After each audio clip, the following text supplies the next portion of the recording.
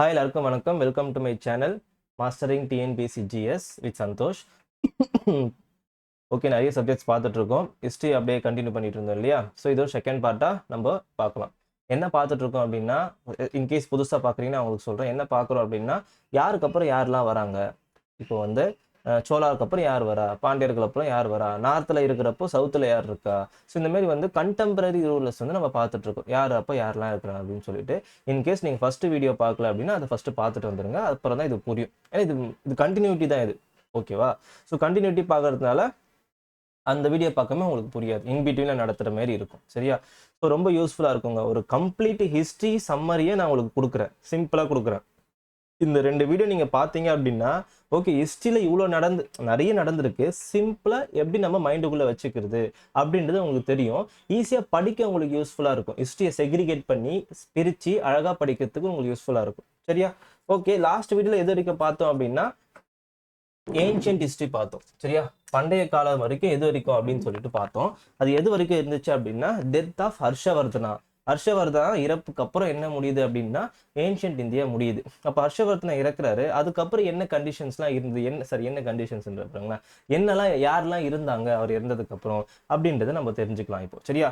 இதுதான் நான் லாஸ்ட்டாக முடித்தேன். ஓகேவா? நார்த்தில் யார் இருக்குன்னா ராஜ்பூட்ஸ் அப்படி இருக்காங்க. ராஜ்பூட்ஸுங்க இருக்காங்க. யாருன்னா அப்படின்னு பார்த்தீங்கன்னா நிறைய பேர் இருப்பாங்க. ராஜ்பூட்ஸ், சௌஹன்ஸு, பிரத்திஹாராஸு, அப்புறம் வந்து ராத்தூர் அப்படின்னு சொல்லிட்டு நிறைய பேர் இருப்பாங்க. ஃபேமஸ் ஆனவங்க பார்த்தீங்கன்னா இவங்க 2 பேர் தான். சரியா?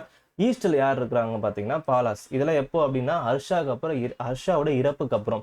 ஹர்ஷாவை யார் டிஃபீட் பண்ணுவா? சாளுக்கியர்கள், ஏர்லி சாளுக்கியர்கள், ஆரம்ப கால சாளுக்கியர்களான புலிகேஷி டூன்றவர் என்ன பண்ணுவார் அப்படின்னு பார்த்தீங்கன்னா ஹர்ஷாவை டிஃபீட் பண்ணுவார். அப்படியே சவுத்தில் என்ன இருக்குமோ லேட்டர் பல்லவாஸ் சொல்கிறாங்க. பல்லவாஸ் ஏர்லி பல்லவாஸ் யாரு, லேட்டர் பல்லவாஸ் யாருன்னு சொல்லிட்டு நான் சொல்லியிருப்பேன் லாஸ்ட் வீடியோவில். அதில் வந்து அப்போ லேட்டர் பல்லவாஸில் யார் இருப்பா அப்படின்னு பார்த்தீங்கன்னா நரசிம்மவர்மனை யார் டிஃபீட் பண்ண, சாரி மகேந்திரவர்மனை. ஓகேவா? மகேந்திரவர்மனை யார் டிஃபீட் பண்ணோன்னா அதே புலிகேசியை டிஃபீட் பண்ண. 2 பேரை டிஃபீட் பண்ணுறவர் யாருன்னு பார்த்தீங்கன்னா இந்த இயர்லி சாளுக்கியை சேர்ந்தவர். இவரையும் டிஃபீட் பண்ணுவார், இவரையும் டிஃபீட் பண்ணுவார். யார் அப்படின்னா மகேந்திரவர்மன் டிஃபீட் பண்ணார். ஓகே, டிஃபீட் பண்ணும்போது ஹர்ஷாவோட இறப்பு என்ன முடிவுக்கு வருது? பண்டைய காலம் முடிவுக்கு வருது. அவர் இறந்ததுக்கு அப்புறம் நிலைமை எப்படி இருக்கு அப்படின்னு பார்த்தீங்கன்னா பிரியுது. நார்த் ராஜ்பூட்டர்கள், கிழக்குல பாலாஸ் அப்படின்னு சொல்லிட்டு பிரியுது. சென்ட்ரல் இந்தியா மத்திய இந்தியாவில் எப்படின்னு பார்த்தீங்கன்னா காவேரிக்கு வடக்குலையும் நர்மதா ஆறுக்கு கிழக்குலையும் தெற்குலையும் யார் வராங்க அப்படின்னு பார்த்தீங்கன்னா சாளுக்கியர்கள் வராங்க. சாளுக்கியர்கள் அப்படியே போக போக ராஷ்டிரகூட்டர்களும் வராங்க. ஸோ இதுதான் நிலைமை. ஓகேவா? பல்லவாஸோட காலம் முடிவுக்கு வரும்போது பல்லவாஸோட லாஸ்ட் டிஃபீட் பண்ணுறது யார் அப்படின்னு பார்த்தீங்கன்னா சோழாவை டிஃபீட் பண்ணுவார். சோழா வந்து ஆதித்ய சோழன் தான் டிஃபீட் பண்ணுவார். சரியா? ஓகேவா? ஸோ டிஃபீட் பண்ணும்போது சோழாஸும் வர ஆரம்பிக்கிறாங்க. ஸோ பல்லவாஸ் முடியுது. ஓகேவா? சோழாஸ் ரைஸ் ஆகுறாங்க. ஸோ சைமல்டேனியஸ் இதுதான் கண்டிஷன். மெடிவல் இந்தியா ஸ்டார்ட் ஆகுது. சரியா? ஓகே, இப்போ ஓகேப்பா. மெடிவல் இந்தியா ஸ்டார்ட் ஆகும்போது யாருடைய இன்வேஷன் வந்து யாருடைய படையெடுப்பு அதிகமாகுது அப்படின்னா முஸ்லீம்களுடைய படையெடுப்பு அதிகமாகுது. எப்போ அந்த படையெடுப்பு வந்துச்சு அப்படின்னா நல்லா கவனிச்சுக்கோங்க. அதே கண்டெம்பரரி இன் சவுத் தென்னிந்தியாவில் யாரெல்லாம் இருக்கிறாங்க அப்படின்னு பார்த்தீங்கன்னா அதே போல பல்லவ காலம் முடியுவதோ யார் வரா? சோழர்கள் வந்தாங்க. சோழர்களுக்கு அப்புறம் யார் வந்தா? பாண்டியர்கள். அதுக்கப்புறம் சாளுக்கியர்கள் முடிஞ்சதுக்கு அப்புறம் யார் வரா? லேட்டர் சாளுக்கியர்கள் வருவாங்க. லேட்டர் சாளுக்கியனா சாளுக்கியஸ் ஆஃப் கல்யாணி சாளுக்கியாஸ்ன்னு கேள்விப்பட்டிருப்பீங்களா? அவங்க வராங்க. ஈஸ்டர்ன் சாளுக்கியஸ் ஆஃப் கல்யாணி அப்படின்ட்டு சொல்லுவாங்க. ஸோ அந்த சாளுக்கியர் காலங்கள் வரும். ஓகே, அதுக்கு அடுத்தது அப்படியே ராஷ்டிரகூட்டர்கள் சைமல்டேனியஸாக வருவாங்க. ஹொயசலாஸ், அதாவது ராஷ்டிரகூட்டாவை சேர்ந்த தண்டி துர்கா தான் ஏர்லி சாளுக்கியர் டிஃபீட் பண்ணி ராஷ்டிரகூட்டாஸை நிறுவுவார். அதே காலகட்டத்தில் லேட்டர் சாளுக்கியாஸும் வருவாங்க. அதுக்கப்புறம் யார் வருவாங்க பார்த்தீங்கன்னா ஹொயசலாஸ் வருவாங்க, யாதவ் ஆஃப் தேவகிரி வருவாங்க. ஸோ இவங்கெல்லாம் வருவாங்க. இவங்க எப்போ பார்த்தீங்கன்னா அதாவது சவுத்துக்கு கொஞ்சம் மேலே. ஓகேவா? சென்டருக்கு சவுத்துக்கும் லைட்டாக இன்பிட்வீனில் இருக்கிறவங்க தான் இந்த ஹொயசாலாஸ், யாதவாஸ் இவங்கெல்லாம் இருந்தாங்க. ராஷ்டிரகூட்டாஸ் இவங்க காலகட்டம்லாம் இருந்துச்சு. சரியா? ஓகே, கொஞ்சம் டாக் இருக்கிறதுனால அப்பப்போ அது குலைக்கும், கொஞ்சம் அட்ஜஸ்ட் பண்ணிக்கோங்க. சரியா? ரொம்ப நேரம் குலைக்க மாட்டான். ஓகே, ஸோ இவங்கெல்லாம் இருந்தாங்க. சரியா? ஸோ சோழாஸ் முடிகிறப்போ பாண்டியாஸ் வராங்க. பாண்டியாஸ் முடிகிறப்போ அப்படியே அதுக்கு மேலே சாளுக்கியாஸ் ராஷ்டிரகூட்டாஸ் இருக்காங்க. இங்கே சோழாஸ் பாண்டியாஸ் சண்டை போட்டுக்கிறாங்க. இந்த பொன்னியின் செல்வன் நீங்கள் பார்த்துருப்பீங்க இல்லையா? அப்போ வந்து அதே ஃபர்ஸ்ட் சீனில் இந்த ஆதித்ய கரிகாலன் விக்ரம் வந்து யாரை தோக்கடிப்பார் அப்படின்னா ராஷ்டிரகூட்டரை தோக்கடிப்பார் இல்லையா? ஸோ அதே அந்த காலகட்டத்தில் இவங்களுக்குள்ளே தான் போர் நடந்துக்கிட்டே இருக்கும். ஓகேவா? ஸோ அந்த காலகட்டத்தில் தான் நார்த்தில் ஒரு பெரிய சேஞ்சஸ் நடக்கும். அது என்ன நடக்கும் அப்படின்னு பார்த்தீங்கன்னா ஒரு 3 பேருக்கு போர் நடக்கும். ஓகே, நார்த்தில் சொல்லியிருப்பேன்ல யாரெல்லாம் இருந்தாங்கன்னு சொல்லிட்டு அவங்களுக்குள்ள மும்முனை போராட்டம் அப்படின்ட்டு நடக்கும். சரியா? சாளுக்கியாஸ் முடிஞ்சு ராஷ்டிரகூட்டர்ஸ் இருக்கிற டைம்ல அங்க பிரதிஹாராஸ், பாலாஸ் இவங்க 3 பேருக்கு பிரச்சனை வந்துடும். சரியா? இவங்க 3 பேருக்கு என்ன ஆயிடும் அப்படின்னு பார்த்தீங்கன்னா இப்போ இந்தியா அப்படி இருக்குன்னு வச்சுக்கோங்களேன். இந்தியா இருக்கு அப்படின்னா நான் என்னன்னு சொல்லிட்டு கண்டிஷன்ஸாக சொல்லிட்டேன். இங்கே வந்து சோழர்கள் ஃபேமஸாக இருப்பாங்க, இங்கே ராஷ்டிரகூட்டர்கள் ஃபேமஸாக இருப்பாங்க. அதாவது சாளுக்காஸ் டிஃபீட் பண்ணிட்டு ராஷ்டிரகூட்டர்கள் இருக்காங்க, இங்கே வந்து பிரதிஹாராஸ் இருக்காங்க, இங்கே பாலாஸ் இருக்காங்க. ஓகேவா, பிரதிஹாராஸ், இங்கே பாலாஸ். ஸோ இவங்க 3 பேர் என்ன பண்ணிக்கிறாங்க அப்படின்னா மும்முனை போராட்டம் ரொம்ப ரொம்ப இம்பார்ட்டன்ட். இந்த அதாவது வரலாற்றில் முக்கிய வார்கள்லாம் இருக்கும் பற்றி அதே போல் இந்த போராட்டமும் வரலாற்றில் முக்கியமாக வாய்ந்தது. ஏன்னா இவங்க போராட்டத்தினால என்ன ஆயிடுது அப்படின்னா இவங்க கண்டிஷன்ஸ் எல்லாமே வீக் ஆயிடுது. இவங்க ஆர்மி எல்லாமே வீக் ஆனதுக்கப்புறம் உள்ள வெளியாள் என்ன பண்ணுறான், உள்ள வரான். அது யார் வந்தா அப்படின்னு பார்த்தீங்கன்னா அராப்காரங்க என்ன பண்ணுறாங்கன்னா படையெடுப்பு எடுக்கிறாங்க. எப்போ அப்படின்னு பார்த்தீங்கன்னா 712 AD. ஸோ மெடிவல் ஹிஸ்ட்ரி வந்து அஃபிஷியலாக பெரிய ஸ்டார்ட் ஆகுது அப்படின்னா இந்த அரப் படையெடுப்பின் போது தான். சரிங்களா, டெத் ஆஃப் ஹர்ஷவர்தனாக்கு அப்புறம் இந்த போருக்கு அப்புறம் யார் யாரெல்லாம் இருந்தாங்கன்றது தெரிஞ்சுக்கோங்க. அதே காலகட்டத்தில் அரப் படையெடுப்பு வந்தது. ஓகேவா, பேட்டில் ஆஃப் ஏதோ சொல்லுவாங்களே, பேட்டில் ஆஃப் சிந்து போர் அப்படின்னு சொல்லுவாங்க இல்லையா, அதுதான். ஓகேவா, 2 பேர் போட்டிடுவாங்க. அப்புறம் வந்து ஒரு கோல்டுன்னு சொல்லுவார். இதெல்லாம் வந்து நம்ம டீட்டெயிலாக நம்ம அரப் இன்வேஷன்ஸ் பார்க்குறப்ப நம்ம பார்க்கலாம். இதே காலகட்டத்தில் தான் அதே டைமில் யார் வருவா பார்த்தீங்கன்னா கஜினி வருவார். கஜினி வந்து நிறைய படையெடுப்பு, ஓகே, 17 படையெடுப்பை பற்றி ஹென்ரி ஹெலியட் என்றவர் சொல்லியிருப்பார் கஜினியோட படையெடுப்பை. ஸோ அந்த நிறைய படையெடுப்பு வந்து இந்தியா மேலே பண்ணுவார். ஃபர்ஸ்ட் அவர் என்ன வேலை அப்படின்னா லூட் பண்ணணும், இந்தியாவில் இருக்கிற வெல்த்தை வந்து லூட் பண்ணணுன்றது தான் அவரோட எய்மே. அதுக்கப்புறம் யார் வருவா பார்த்தீங்கன்னா கோரி வருவார். ஸோ இதெல்லாம் வந்து எங்கே நடக்குது அப்படின்னா நார்த்தில் நடக்குது. ஓகேவா, ஸோ இவங்க 3 பேருடைய போட்டி நடக்குது. இவங்க 3 பேரும் வீக் ஆயிடுறாங்க. வீக் ஆன டைமில் அராபியர்கள் உள்ளே வராங்க. அதுக்கப்புறமா சைமல்டேனியஸாக யார் வராங்கன்னா அராபியர்கள், அதாவது முஸ்லீம்ஸ் என்ன பண்ணுறதுன்னா இன்வேஷன் நடக்க ஆரம்பிக்குது. ரொம்ப ஃபேமஸ் எதுன்னு பார்த்தீங்கன்னா கஜினி வராரு. கஜினிக்கு அப்புறம் கோரி வராரு. இந்த கஜினி டைமில் தான் சவுத்தில் யார் பீக்கில் போகிறா அப்படின்னு பார்த்தீங்கன்னா சோழர்கள் பீக்கில் இருக்காங்க. ஓகேவா, சோழர்கள் பீக்கில் இருக்காங்க. ஏன்னா 850 காமன் எரா பொது ஆண்டில் ஸ்டார்ட் ஆகுது. ஓகேவா, இவங்களுடைய டைம். ஓகேவா, 850 காமன் எரால இவங்களுடையது ஸ்டார்ட் ஆகுது. யாருடையது அப்படின்னு பார்த்தீங்கன்னா இந்த சோழர்களுடையது ஸ்டார்ட் ஆகுது. அதுக்கப்புறம் தான் பாண்டியர்கள் பல்லவர்கள்லாம் முடிஞ்சிச்சு. ஓகேவா, ஸோ அதுக்கப்புறம் யார் வரா அப்படின்னு பார்த்தீங்கன்னா சோழர்கள் வராங்க. இந்த சோழர்கள் டைமில் தான் கஜினி இன்வேஷன் இங்கே நடக்குது. எஸ்பெஷலி இவருடைய இன்வேஷன் போது 1025 AD, எஸ்பெஷலி எப்போ 1025 காமன் எரா, ஒரு ஏடினா குழம்பிடும். ஓகேவா, 1025 AD காமன் எரா, ரெண்டும் சேம் தான். நான் எக்ஸ்பிளைன் பண்ணியிருப்பேன். ஓகேவா, ஸோ இந்த காமன் எரா டைமில் இவர் வந்து பாலாவை டிஃபீட் பண்ணுவார், மஹிபாலாவை டிஃபீட் பண்ணுவார். கஜினி வந்து எதை டிஃபீட் பண்ணார், எதை வந்து டிஃபீட் பண்ணுவார் அப்படின்னு பார்த்தீங்கன்னா சோம்நாத் டெம்பிளில் வந்து என்ன பண்ணுவார் பார்த்தீங்கன்னா சூறையாடுவார். சரிங்களா, அப்போ இந்த இடத்தையும் அவர் என்ன பண்ணுவார் கரெக்டாக இந்த டைமில் கஜினி வந்து எந்த டைமில் 1025 இதை வந்து சூறையாடுவார். இவர் வந்து மஹிபாலாவை டிஃபீட் பண்ணுவார். ஸோ 2 பேரும் மீட் பண்ணியிருந்தாங்கன்னா வரலாறே மாறி இருக்கும் அப்படின்ற மாரி நிறைய பேர் சொல்லியிருப்பாங்க. பட் 2 பேரும் மீட் பண்ணல. யார் அப்படின்னா ராஜேந்திர சோழன் போவார் இந்த பக்கம், இங்கே மஹிபாலாவை டிஃபீட் பண்ணுவார். ஸோ இந்த இடத்துல சோழர்கள் பீக்கில் இருக்கும்போது இங்கே யார் இன்வேஷன் நடந்துட்டு இருக்கு, கோரியோட இன்வேஷன் நடந்துட்டு இருக்கு. சரியா, ஸோ இங்கே எதனால அரபு இன்வேஷன் உள்ளே வந்தாங்கன்னா இந்த ட்ரிபார்ட்ரைட் ஸ்ட்ரகிள், மும்முனை போராட்டத்துக்கு அப்புறம் தான் வந்தது. சரி, அப்படியே நம்ம சோழாவோட லைன் அப்போ லைட்டாக பார்த்துடலாம். சரிங்களா, ஃபர்ஸ்ட் சோழா டைனஸ்டியை நிறுவர்த்தி யார் அப்படின்னு பார்த்தீங்கன்னா விஜயாலய சோழா தான் என்ன பண்ணுறாரு, சோழா டைனஸ்டியை கொண்டு வராரு.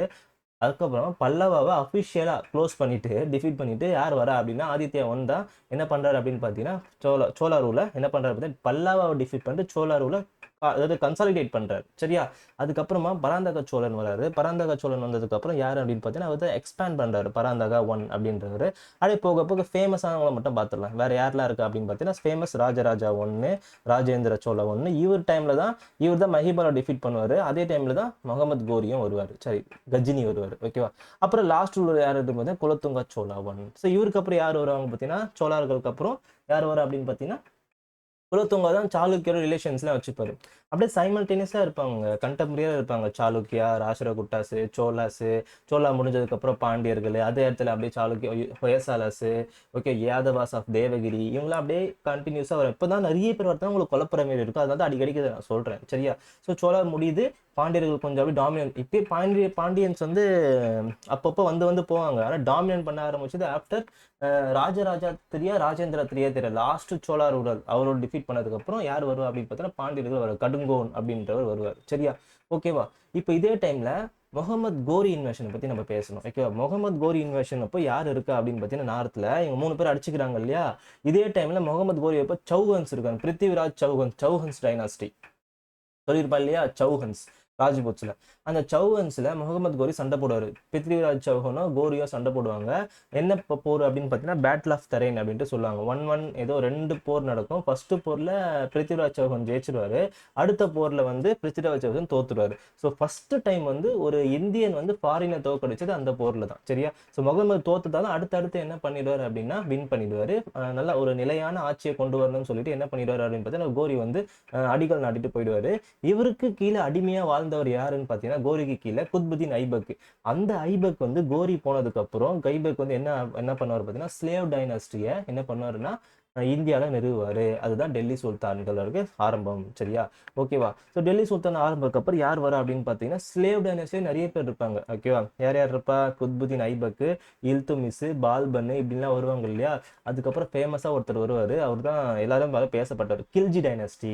இந்த கில்ஜி டைனாஸ்டியில் தான் சோழர்கள் முடிஞ்சதுக்கப்புறம் பாண்டியன் வந்தாங்கன்னு சொன்னோன்னா பாண்டியர்களுக்கு முடிவு வந்து இந்த கில்ஜி டைனாஸ்டியில் தான். ஓகேவா? கில்ஜி டைனாஸ்டி யார் யார் இருப்பா பாண்டியன் கிங்டம்ல? லாஸ்டா வீரபாண்டியன், சுந்தர பாண்டியன் சொல்லிட்டு 2 பேர் இருப்பாங்க, விபிஎஸ்பி. ஓகேவா? இவங்க 2 பேரும் என்ன பண்ணுவாங்க, அடிச்சுக்கிட்டு என்ன பண்ணுவாங்க, இவர் போய் யாரோ ஒருத்தர் போய் என்ன பண்ணுவாங்க, கில்ஜி கிட்ட போய் ஹெல்ப் கேட்பாரு. அவர் மாலிக் கஃபூர் அனுப்புவாரு. மாலிக் கஃபூர் என்ன பண்ணுவாரு, எல்லாத்தையும் லூட் பண்ணிட்டு கில்ஜி டைனஸ்டியை நிறுவிட்டு போயிடுவாரு. ஸோ 2 பேருக்குள்ள சண்டையினால என்ன பண்ணிடும், அவங்களே தோத்துட்டு டெல்லி சுல்தானுங்க அரசு என்ன ஆகிடும், அந்த இடத்த பாண்டியனோட பெயரை ஆக்குபை பண்ணிடுவாங்க. சரி, அப்போ பாண்டியனும் முடிவுக்கு வந்துடும். ஓகேவா? இந்த காலகட்டத்தில் இப்போ கில்ஜியோட டைனாஸ்டியில். அதுக்கப்புறம் என்ன, அப்புறம் ஒரு மேஜர் சேஞ்ச் எப்போனா துக்ளக் டைனாஸ்டியில். துக்ளக் டைனாஸ்டியில் என்ன ஆச்சு அப்படின்னு பார்த்தீங்கன்னா அவர் என்ன பண்ணாரு, ஒரு தப்பு பண்ணிடுவாரு. டெல்லியை வந்து கேபிட்டல் வந்து மாற்றி சென்ட்ராக கொண்டு வரணும், இந்தியாவுக்கு சென்ட்ராக கொண்டு வரணும் அப்படின்னு நினச்சிருப்பாரு. தியோகிரி அப்படின்னு ஒரு பிளேஸை சூஸ் பண்ணி அங்கே ஷிஃப்ட் பண்ண பார்ப்பாரு. பட் அது ஃபெயிலியரில் போய் முடிஞ்சிடும். ஃபெயிலியரில் முடிஞ்சு அகைன் வந்து டெல்லிக்கு ஷிஃப்ட் ஆவார். டெல்லிக்கு ஷிஃப்ட் ஆகிற டைமில் 3 பேர் என்ன பண்ணாலும் அவங்களுக்குள்ள விடுதலை அறிவிச்சுப்பாங்க. அது யார் யார் அப்படின்னு பார்த்தீங்கன்னா தென்னிந்தியாவில் மதுரை சுல்தான் இவங்க இருப்பாங்க இல்லையா, கில்ஜி. இவங்கெல்லாம் பாண்டியா கிங்டம் அடியோட ஒழிச்சதுக்கு அப்புறம் யார் வருவாங்க பார்த்தீங்கன்னா மதுரை சுல்தான் வருவாரு. ஓகேவா? மதுரை சுல்தான் இருப்பாங்க. யாரு கீழே இருப்பாங்கன்னா டெல்லி சுல்தான்கள் கீழே இருப்பாங்க. இப்போ இவங்க துக்ளக் டைனாஸ்டி என்ன பண்ணுவாங்கன்னா, இந்த துக்ளக் டைனாஸ்டியில் எஸ்பெஷலி இந்த முகமது பின் துக்ளக்கு நிறைய துக்ளக் வருவாங்க. ஃபெரோஷா துக்ளக் அப்புறம் எம்பிடிக்கு அப்புறம் தான் ஃபெரோஷா வருவார். எம்பிடின்னு சொல்லுவாங்க, எம்பிடி. இந்த முகமது பின் துக்ளக் இருக்கிறப்ப தான் ஆல்ரெடி இருந்த மதுரை சுல்தான் என்ன பண்ணுவாங்க, சுதந்திரம் அடைஞ்சிருவாங்க. ஏன் அப்படின்னா அவர் வந்து கேபிட்டல் வந்து ஷிஃப்ட் பண்ணுவார். எங்கே அப்படின்னா நார்த்லேருந்து சென்டருக்கு வருவார், தியோகிரி வருவார். அதாவது இந்தியாவுக்கு சென்டராக இருக்கணும் அப்படின்னு சொல்லிட்டு ட்ரை பண்ணுவார். இந்த மாதிரி சென்டராக இருக்கணும் ட்ரை பண்ணுவார். பட் அது ஃபெயிலியரில் போய் முடிஞ்சு இங்கே ஷிஃப்ட் ஆகுறப்போ என்ன நடக்கும் அப்படின்னா இந்த இடத்துல யார் வந்து இண்டிபெண்ட் ஆகுனா பாமினி கிங்டம், அதுக்கு கீழே விஜயநகர கிங்டம், இதுக்கு கீழே மதுரை சுல்தான்ஸ். இவங்க 3 பேர் என்ன ஆகிடுவாங்க பார்த்தீங்கன்னா விடுதலை அடைஞ்சிருவாங்க. சரியா? ஸோ 3 பேர் விடுதலை அடைஞ்சவொன்னே என்ன பண்ணி இவங்களே ஒரு ஆட்சியாளர்களை உருவாக்கிப்பாங்க. மதுரை சுல்தான்ஸ் ஒருத்தர் பேர் மறந்துட்டேன். ஓகேவா? பார்ப்போம் என்னன்னு. விஜயநகரில் வந்து ஹரிஹரா அண்ட் புக்கா பாமினியில் ஒருத்தர். சரியா? இந்த பாமினி வந்து ஒரு இண்டிபெண்டான ஒரு செப்பரேட் கிங்டமாக இருக்கும். அது அவங்களுக்குள்ளே அடிச்சுக்கிட்டு ஒரு 5 டெல்லி சுல்தான்ஸாக மாறிடுவாங்க. 5 டெல்லி சுல்தான் டெக்கன் சுல்தான்ஸாக மாறிடுவாங்க. சரியா? ஸோ பாமினி கிங்டமாக தான் ஃபர்ஸ்ட் இருப்பாங்க. அதுக்கப்புறமா லாஸ்ட்டாக என்ன மாறிடுவாங்க அப்படின்னு பார்த்தீங்கன்னா அவங்களுக்குள்ளே அடிச்சுக்கிட்டு ஒரு 5 டெக்கன் சுல்தானாக மாறிடுவாங்க. அதாவது இமாம் சாஹிப், குல்தீப் சாஹிப் அப்படின்னு வரும் பார்த்தீங்களா, அதுதான் 5 டெக்கன் சுல்தான்கள். சரியா? இது யாரோட பீரியட்ல மாறும் அப்படின்னு பார்த்தீங்கன்னா துக்ளக் டைனாஸ்டி பீரியட்ல. சரியா? துக்ளக் டைனாஸ்டி என்ன நடக்கும், எஸ்பெஷலி முகமது பின் துக்ளக் பீரியட்ல இது மாறும். சரியா? ஸோ 3 பேர் இண்டிபெண்ட் ஆகுறாங்களா, பாமினி சுல்தான்ஸ் என்னவா மாறிடுறாங்க, 5 டெக்கன் சுல்தான்ஸாக மாறிடுறாங்க. சரியா? அதுக்கப்புறமா லோதி டைனாஸ்டிக்கு வருவோம். இது அப்படியே வச்சுப்போம். இதெல்லாம் எப்படி மாறிச்சு நான் அப்புறம் சொல்றேன். ஓகேவா? இப்போ லோதி டைனாஸ்டி என்ன நடக்கும், இப்ராஹிம் லோதி ஆண்டுட்டு இருப்பாரு. அப்போ தௌலத் கான் லோதிக்கு பிடிக்காது. ஸோ தௌலத் கான் லோதி என்ன பண்ணுவாரு, போய் வந்து பாபர் கிட்ட போய் என்ன பண்ணுவார் பார்த்தீங்கன்னா ஹெல்ப் கேட்பாரு. அப்போ பாபர் என்ன பண்ணுவாரு, இப்ராஹிம் லோதியும் டிஃபீட் பண்ணுவாரு, தௌலத் கான் லோதி ஹெல்ப் கேட்ட தௌலத் கான் லோதியும் டிஃபீட் பண்ணிடுவாரு. அப்போ என்ன போறது, இந்தியாவில் இது ஒரு முக்கியமான ரொம்ப ரொம்ப முக்கியமான போர், முதல் பேட்டில் ஆஃப் பானிபட். ஓகேவா? எந்த ஆண்டு நடந்துச்சு, 1526 21வது ஏப்ரல் மாதம். இடம் பானிபட், ஹரியானா, இப்போ கரண்ட் ஹரியானா. சரியா? அவர் யாருன்னா Babur, founder of Mughal emperor. இவர் என்ன சொல்றாங்க அப்படின்னு பார்த்தீங்கன்னா யாரை டிஃபீட் பண்றாருன்னா இப்ராஹிம் லோதியை டிஃபீட் பண்றாரு. சரி, ஓகேவா? இவரோட முகல் என்ட்ரு ஆனதுக்கு அப்புறம் தான் மாடர்ன் இந்தியா ஸ்டார்ட் ஆச்சுன்னு நான் சொல்றேன். அதாவது நிறைய ஹிஸ்டாரிக்கல் எவிடன்ஸ் வந்து இவங்க அட்மினிஸ்ட்ரேஷன் வந்து மாடர்னைஸ் ஆனதால தான் மாடர்ன் இந்தியா ஸ்டார்ட் ஆகுதுன்னு அப்படின்னு சொல்றாங்க. நிறைய பேர் நிறைய விதமா சொல்லுவாங்க. சரியா? அது எப்போ நான் ஆல்ரெடி போன வீடியோல சொல்லியிருப்பேன். ஓகேவா? சரி, ஓகே. இவங்க வந்ததுக்கு அப்புறம் டெல்லி சுல்தான்ஸ் முடிவுக்கு வருது. டெல்லி சுல்தான்ஸ் வந்ததுக்கு அப்புறம் முகல்ஸ் வராங்க. அப்படியே சவுத்துல யார் இருக்கா அப்படின்னு பார்த்தீங்கன்னா மதுரை சுல்தான்ஸு, விஜயநகர் பேரரசு, பாமினி தான் இருக்கிறாங்க. அப்புறமா தான் டெக்கன் சுல்தான்ஸாக மாற ஆரம்பிக்கிறாங்க. இப்படி தான் இருக்கிறாங்க. ஓகேவா? டெல்லி சுல்தான்ஸ் முடிஞ்சதுக்கப்புறம் யார் இருக்கா, இங்கே முகல்ஸ் வர ஆரம்பிக்கிறாங்க, இங்கே பாமினி, இங்கே விஜயநகர பேரரசு, இங்கே மதுரை சுல்தான்ஸ். ஓகேவா? இப்போ இந்த மதுரை சுல்தான்ஸ் இருக்காங்க பார்த்தியா, இவங்க என்ன பண்ணுவாங்கன்னா இந்த விஜயநகர பேரரசுக்கு இல்லை ஹரிஹரான் அப்புறம் புக்கான்னு ஒருத்தர் இருப்பார். ஓகேவா? இவங்க தான் வந்து விஜயநகர பேரரசை நிறுவியவங்க. ஓகேவா? இந்த புக்காவோட ஒரு பையன் இருப்பான். ஓகேவா? குமார கம்பண்ணா அப்படின்னு ஒருத்தர் இருப்பான். மதுரை சுல்தான்ஸ் எப்படி முடிவுக்கு வந்துச்சுன்னு சொல்றேன். ஓகேவா? குமார கம்பண்ணா ஒருத்தர் இருப்பான். இந்த குமார கம்பண்ணாவும் ஒரு நாயக்கம், நாரச நாயக்குன்னு நினைக்கிறேன். சரியா? 2 பேரும் சேர்ந்து என்ன பண்ணுவாங்க அப்படின்னு பார்த்தீங்கன்னா மதுரை சுல்தான்ஸை டிஃபீட் பண்ணிடுவாங்க. ஓகேவா? மதுரை சுல்தான்ஸை டிஃபீட் பண்ணிட்டு ஃபுல்லா யார் வந்துடும் அப்படின்னு பார்த்தீங்கன்னா நாயக்க பேரரசு வந்துடும். சரியா? ஓகேவா? இப்போ விஜயநகர் இருக்கு அப்படின்னா அவங்களுக்கு கீழே யார் யாரெல்லாம் இருந்தாங்க? விஜயநகர், அவங்களுக்கு கீழே யார் வருவா? இவங்களுக்கு ஹெல்ப் பண்ண நாயக் இருப்பாங்க. நாயகருக்கு என்ன ஹெல்ப் பண்ண யார் இருப்பாங்க பார்த்தீங்கன்னா பாளையக்காரர் இருப்பாங்க, போலிகிராஸ். ஓகேவா? அதாவது விஜயநகருக்கு போருக்கு ஹெல்ப் பண்ண நாயக்கை கேட்கும்போது நாயக்ஸ் என்ன பண்ணாங்க, ஒரு ஆர்மிக்ஸை வச்சிருப்பாங்க. அவங்க தான் பாளையக்காரர்கள் வரப்ப அவங்கள பத்தி எக்ஸ்பிளைன் பண்றேன் என்னென்ன சொல்லிட்டு. சரியா? ஸோ இப்படிதான் இவங்களுடைய ஸ்ட்ரக்சர் இருந்தது. ஓகேவா? ஸோ விஜயநகர் வந்து நான் இன்னும் போக போக சொல்றேன். ஓகேவா? ஸோ இப்போ இதுல விட்ட அந்த அதாவது விஜயநகர் வந்து யாரை டிஃபீட் பண்றாங்க, மதுரை சுல்தானை டிஃபீட் பண்ணிடுறாங்க. இங்க நாயக்க பேரரசு ஆட்சி அமைக்கிறாங்க. சரியா? யாரு கீழே அப்படின்னா விஜயநகர் கீழே. இப்போ இண்டிபெண்டன்ட் கிடையாது, விஜயநகர் கீழே வேலை செய்யறாங்க நாயக்கர்கள். சரியா? ஓகேவா? ஸோ இப்படிதான் கண்டிஷன்ஸ் இருக்கு. இதுக்கப்புறம் என்ன ஆகுது அப்படின்னா முகலாயர்கள் உள்ள வந்துட்டாங்க. அப்போ முகலாயர்கள் காலங்கள் வர ஆரம்பிச்சிச்சு. ஸோ பானிபட் போருக்கு அப்புறம் பாபர் வந்துட்டாரு. பாபருக்கு அப்புறம் ஹுமாயூனுக்கு அப்புறம் சுர் டைனாஸ்டி. இப்போ இந்த காலகட்டங்களில் தான் என்ன நடக்குது அப்படின்னு பார்த்தீங்கன்னா யாருக்கும் போர் நடக்கும் அப்படின்னு பார்த்தீங்கன்னா 5 டெக்கன் சுல்தானுக்கும், ஓகேவா, அப்புறம் விஜயநகர் பேரரசுக்கும் நடக்கும் பாருங்க. 5 டெக்கன் சுல்தானுக்கும் விஜயநகருக்கும் பேரரசு பேட்டில் ஆஃப் தலிகோட்டா அப்படின்னு சொல்லுவாங்க. ஸோ இவங்க வந்து அதாவது முகல்ஸ் அப்போ பீக்ல இருக்காங்க. இவங்க அடிச்சுக்கிறாங்க இவங்களுக்குள்ளே. பாமினியும் விஜயநகரம் அடிச்சுக்கிறாங்க. யார் ஜெயிக்கிறாங்கன்னா 5 டெக்கன் சுல்தான் ஜெயிச்சிருவாங்க. யார் வின்னரு? இவங்க தான் வின்னரு. இவங்க வின் ஆனதுக்கு அப்புறம் யார் இண்டிபெண்டா ஆவாங்க அப்படின்னா சவுத்துல நாயக்கர்களும் போலிகளுக்கும் என்ன ஆயிடுவாங்க பாத்தீங்கன்னா போருக்கு பிறகு சுதந்திரம் அடைஞ்சிருவாங்க. ஏன்னா அவங்களுக்கு தான் அவங்க வேலை செஞ்சுட்டு இருந்தாங்க. இவங்க 2 பேரும் என்ன ஆயிட்டாங்க அப்படின்னு பார்த்தா இண்டிபெண்டா ஆயிடுறாங்க. அப்ப வின் பண்ண டெக்கன் சுல்தான்ஸ் என்ன ஆகுறாங்க, மறுபடியும் அவங்களுக்குள்ளே அடிச்சுக்கிறாங்க. முகல்ஸ், அதுக்கப்புறம் முகல்ஸ்க்கு அப்புறம் மராத்தார்கள் வருவாங்க இல்லையா, அவங்க எல்லாம் டெக்கன் சுல்தான் இருக்கிற இடம் இல்லாம துரத்திடுறாங்க. சரியா? ஸோ இதே காலகட்டம் அதாவது டெல்லி சுல்தான்ஸ் டைமுக்கு அப்புறம் என்ன வராங்க, வந்தவங்க என்ன ஆகுறாங்க முகல் பீரியட்ல, ஏன்னா டெல்லி டெக்கன் சுல்தான்ஸும் முடிவுக்கு வருது, விஜயநகர பேரரசும் முடிவுக்கு வருது. லெஃப்ட் ஓவர் யாரு அப்படின்னா நாயக்கரும் பாளையக்காரரும் இருக்கிறாங்க. சரியா? ஸோ முகல் பீரியட் வந்து நல்லா ரொம்ப பெரிய காலம். ஓகேவா? நல்லா ஃபாஸ்டா போயிட்டு இருக்கு.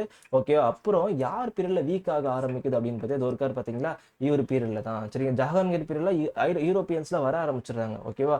இதுக்கு முன்னாடி விஜயநகர பேரரசு இருக்கிற போதெல்லாம் யாரெல்லாம் வர ஆரம்பிச்சிடா, போர்ச்சுகீஸ்லாம் வர ஆரம்பிப்பாங்க. தெரியல, இம்மிடி நரசிம்மான்னு ஒருத்தர் இருப்பாரு. அவர் பீரியட்ல தான் வாஸ்கோடா காமா அப்படின்றவர் வருவாரு. சாங்மா, சலுவா, தலுவா டைனஸ்டின்லாம் பார்ப்போம் இல்லையா விஜயநகர் பேரரசுல. அப்போவே போர்ச்சுகீஸ்ல வர ஆரம்பிப்பாங்க. ஜஹாங்கீர் பீரியட்ல பிரிட்டிஷர்கள் வர ஆரம்பிப்பாங்க, இங்கிலீஷ் வர ஆரம்பிப்பாங்க. ஓகேவா? முடிச்சிட்டனா? இப்ப அடுத்தது யாரு அப்படின்னு பாத்தீங்கன்னா அவுரங்கசீப் இருக்கும்போது முகலுடைய பேரரசு என்ன வீக் ஆக ஆரம்பிக்குது. எப்படி வீக் ஆக ஆரம்பிக்குது அப்படின்னா யாரால அப்படின்னா மராத்தா வந்து என்ன பெரிய ஆள் ஆரம்பிக்கிறார். அவரு மராத்தா வந்து நல்லா தண்ணி காட்டுவார் முகல்ஸுக்கு, எஸ்பெஷலி அவுரங்கசீப் பீரியட்ல. அவுரங்கசீப் டிஃபீட் பண்ணாலும் கடைசியில மராத்தா வந்து மராத்தாவோட சிவாஜின்றவர் என்ன ஆகிடுவாரு, பெரிய பவர்ஃபுல் கிங்கா வந்து மாறிடுவாரு. அவருக்கு கீழே அமைப்பா என்ன பெஷ்வாஸ், இவங்களும் என்ன பண்ணிடுவாங்க அப்படின்னா ரொம்ப பவர்ஃபுல்லா இருப்பாங்க. சரியா? இவங்களோட ஸ்டோரிலாம் தனித்தனியா நம்ம பார்க்கலாம். சரியா? சாரி. ஸோ அதுக்கப்புறம் என்ன நடக்குதுன்னா அவுரங்கசீப் வீக் ஆனதுக்கு அப்புறம் என்ன நடக்குது, சிவாஜி வராரு, மராத்தா ரூலை நிறுவுறாரு. அதே டைம்ல தான் நிறைய இண்டிபெண்டன்ட் ஸ்டேட்ஸ் வருது. ஓகேவா? தன்னிச்சையான மாநிலங்கள் வர ஆரம்பிக்குது. யாரோட தலைமையில் அப்படின்னா உடையார் வம்சம், நிசாம் வம்சம், நவாப் வம்சம், சீக்கியர்கள் வம்சம். சீக்கியர் வந்து நார்த் வெஸ்ட், நவாப் வந்து வெஸ்ட் பெங்கால் சைடு, நிசாம் வந்து நம்ம சவுத் சைடு. இவங்க 2 பேரும் சவுத்து. உடையார் டைனாஸ்டினா மைசூர். ஓகேவா? உடையார் கிங்டம்னா இவருங்க திப்பு சுல்தானு, ஹைதர் அலி, அவங்களுடைய கிங்டம் தான் உடையார் கிங்டம் சொல்லுவாங்க. ஓகேவா? அது ஹைதராபாதிசம். இவங்க என்ன ஆகுறாங்க அப்படின்னு பார்த்தீங்கன்னா இண்டிபெண்டா ஆகுறாங்க. சரியா? சவுத்துல யார் இருக்கா, நாயக்கர்கள் இருக்காங்க. நாயக்கருக்கு கீழே யார் இருக்கா அப்படின்னு பார்த்தீங்கன்னா பாளையக்காரர்கள் இருந்துட்டு இருக்காங்க. ஓகேவா? இப்போ என்ன நடக்குது அப்படின்னா இந்த சிவாஜி வந்து ரொம்ப பாப்புலர் ஆகுறாரு இல்லையா, அவர் என்ன பண்றாரு அப்படின்னா அவரோட தலைமையில வந்து சவுத்தே என்ன பண்றாரு அப்படின்னு பார்த்தீங்கன்னா கிட்ட வர்றாரு. சவுத்தே என்ன பண்றாரு அப்படின்னா போரிட்டு என்ன பண்றாருன்னா தஞ்சாவூர் மராத்தாவை நிறுவுறாரு. ஓகேவா? ஸோ சவுத்தில் என்ன பண்ணுறாரு, மராத்தா டிஃபீட்டட் நாயக் எஸ்டாப்ளிஷ் மராத்தாஸ் இன் தஞ்சாவூர் மராத்தா என்ன பண்ணுறாங்க அப்படின்னு பார்த்தீங்கன்னா அங்கே தஞ்சாவூரில் ஆட்சி செய்கிறாங்க.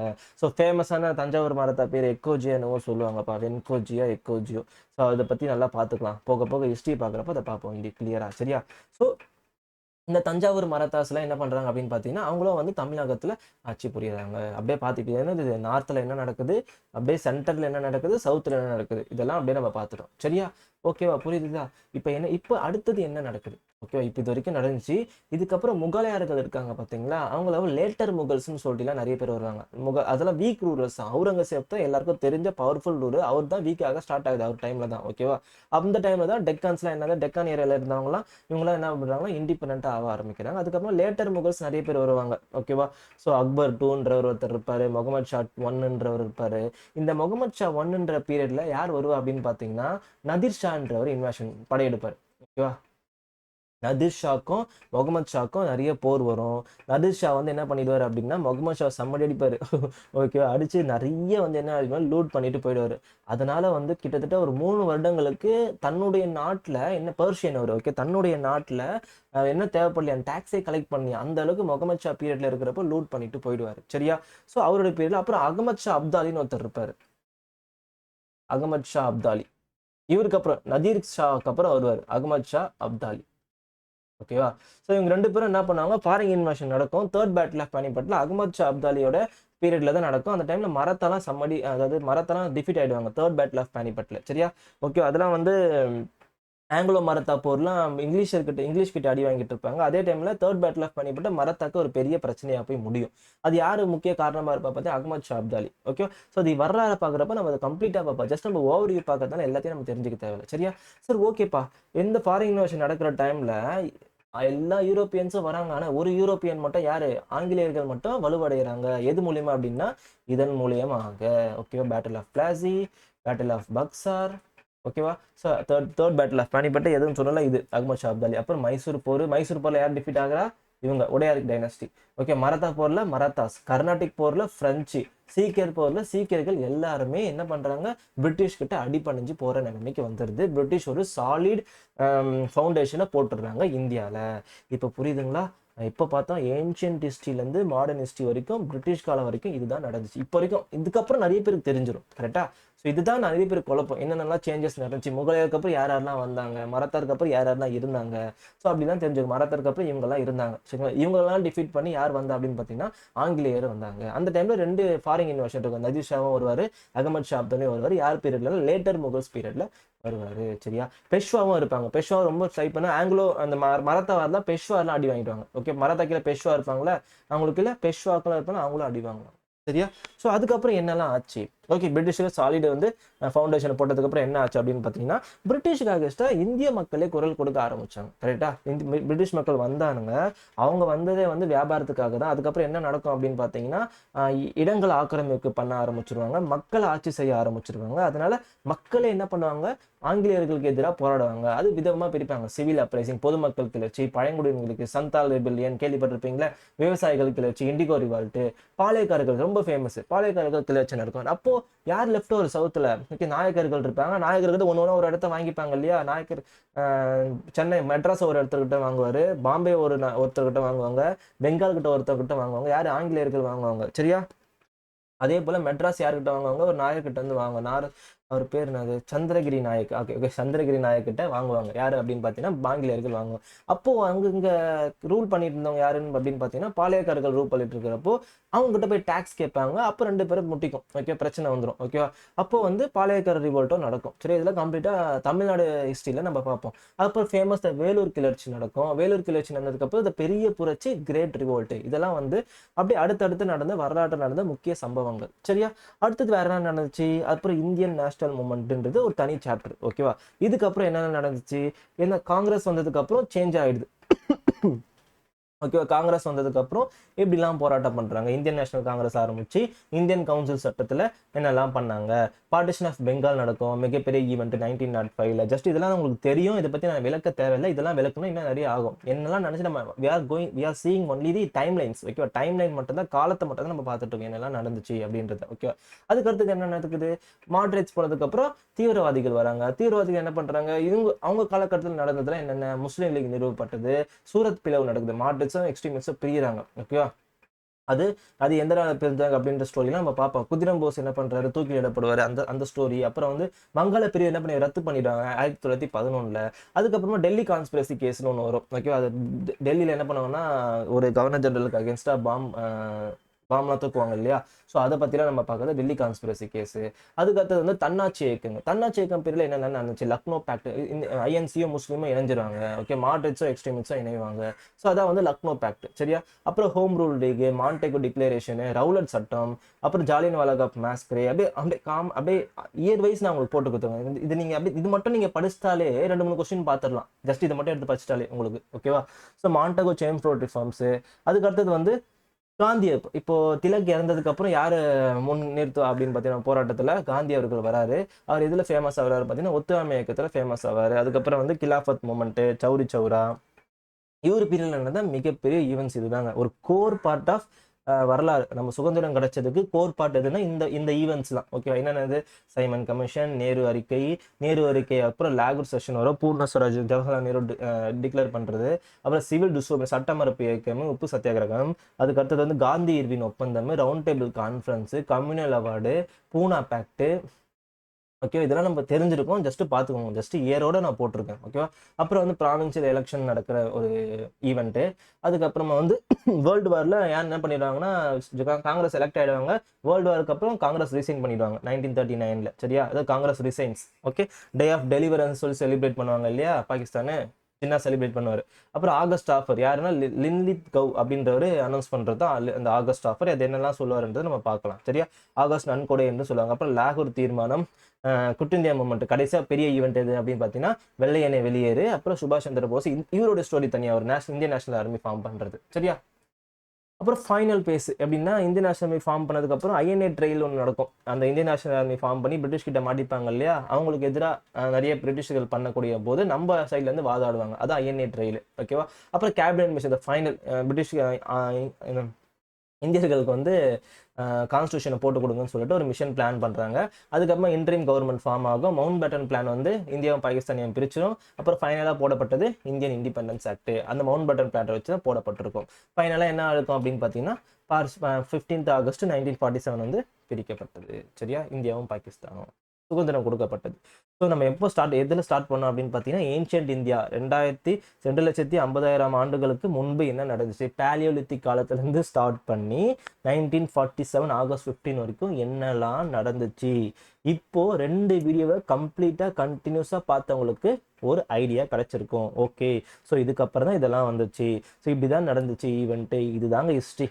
இந்த மாரி நீங்கள் ப்ராப்பராக பிளான் போட்டு படிச்சிட்டிங்கன்னு வச்சுக்கோங்களேன், ஹிஸ்ட்ரி தம்சம் பண்ணிடலாம். சரியா. எங்கே கேட்டாலும் கொஸ்டின் கேட்டாலும் எழுதிடலாம். உங்களுக்கு தெரியும் டைம்லேயே உங்களுக்கு புரிஞ்சுக்கிட்டாலே நீங்கள் நிறைய கொஸ்டின் எலிமினேட் பண்ணலாம். தெரியுமா. இதை நிறைய நீங்கள் படிக்க மாட்டீங்க. யாருக்கு அப்புறம் யார் வந்தாலும் நான் கம்ப்ளீட்டாக தெரிஞ்சுக்க மாட்டீங்க. இதை ஃபஸ்ட்டு கம்ப்ளீட்டாக கிளியராக தெரிஞ்சிருப்பீங்க. பட் கன்ஃபியூஸ்டாக தெரிஞ்சிருப்பீங்க. தெளிவு இருக்காது. அந்த தெளிவை தான் இப்போ நான் சொல்லியிருக்கேன். சரியா. 2 வீடியோ கரெக்டாக பாருங்கள். டைம் அதிகமாக இருக்குன்னா பார்க்காதீங்க. சரியா. ஜஸ்ட்டு ஒரு வாய்ஸ் ஓவர் மாதிரி கேளுங்க. சரியா. ஈஸியாக புரிஞ்சிடும். ஓகே. ரொம்ப வந்து கஷ்டமான டாபிக்லாம் இது கிடையாது. ஹிஸ்ட்ரியில் எல்லாமே ஈஸி தான். சரியா. ஸோ அப்படியே ஹிஸ்ட்ரி அடுத்தடுத்த டாபிக். அடுத்தது தமிழ்நாடு ஹிஸ்ட்ரி நம்ம பார்ப்போம். ஹிஸ்ட்ரி டாப்பிக்கில் தமிழ்நாடு ஹிஸ்ட்ரி அடுத்தது நம்ம கவர் பண்ணுவோம். ஏன்னா அதிகமாக கொஸ்டின் கேட்குறது அந்த ஏரியாலன்றதுனால தமிழ்நாடு ஹிஸ்ட்ரி நான் ஃபஸ்ட்டு கொண்டு வந்துடுறேன். அதுக்கப்புறமா மற்ற டாபிக்ஸ்லாம் நம்ம கவர் பண்ணுறோம். மாடர்ன் ஹிஸ்ட்ரி ஃபஸ்ட்டு முடிக்கிறாங்க. அப்புறமா மெடிவல் ஏஷியன்ட் வந்து போவோம். எப்போது அதானே பார்ப்பாங்க. மாடர்ன் ஹிஸ்ட்ரி அதிகமாக கேள்வி கேட்பாங்க. ஸோ அதை நம்ம பார்த்துடலாம். சரியா. மாடர்ன் ஹிஸ்ட்ரியில் தமிழ்நாடு ஹிஸ்ட்ரி ஃபஸ்ட்டு பார்த்துருவோம். ஓகே. ஸோ கண்டினியூஸாக நீங்கள் ஃபாலோ பண்ணுங்கள். உங்களுடைய கமெண்ட்ஸ் ஆல்ரெடி சொல்கிறது தான். அதை ஏன் சார் சொல்லிட்டு இருக்கீங்கன்னு கேட்காதீங்க. பட் தெரியணும்ல எனக்கு. நீங்கள் கமெண்ட் பண்ணுறதுனால தானே நான் கரெக்டாக நடத்துகிறேன், கரெக்டாக போயிட்டுருக்கேன்னு தெரியணும் இல்லையா. அதுக்காக தான் ஒவ்வொரு வீடியோ முடிவில் நான் உங்கள்கிட்ட ரெக்வஸ்ட்டாக அதை கேட்டுக்கிறேன். சரியா. So okay, thank you. So next வீடியோவில் சந்திப்போம். Keep support and follow my channel. By.